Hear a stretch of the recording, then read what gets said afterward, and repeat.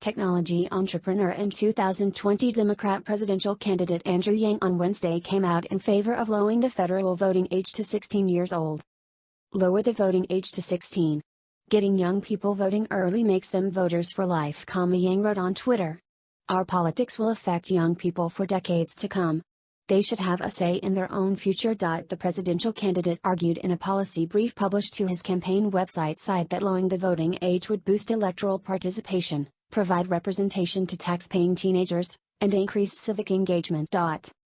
Studies show that allowing younger people to vote has positive impacts on overall voting habits.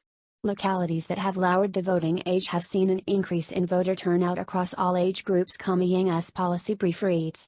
Other studies have shown that delaying when a person first votes, because of birth dates and election cycles, decreases the likelihood that they will become a regular voter.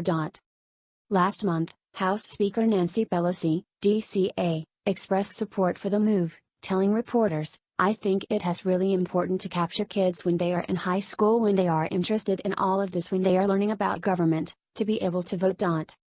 Pelosi remarks were part of a full-throated defense of H.R. 1, the For the People Act, which Democrat lawmakers have said will increase voting rights.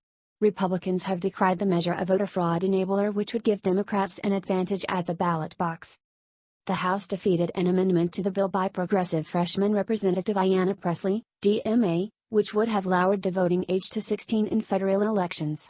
It was voted down 305-126. Yang is the only Democratic presidential candidate to endorse lowering the voting age. The 44-year-old entrepreneur has never held public office, but his campaign has caught national attention thanks primarily to his proposal of universal basic income, UBI, distributing $1,000 every month to every adult U.S. citizen. He later announced strong opposition to infant circumcision. Yang's campaign announced Tuesday that it raised $1.7 million in the past 2 months from 80,000 donors and has qualified to appear on the debate stage.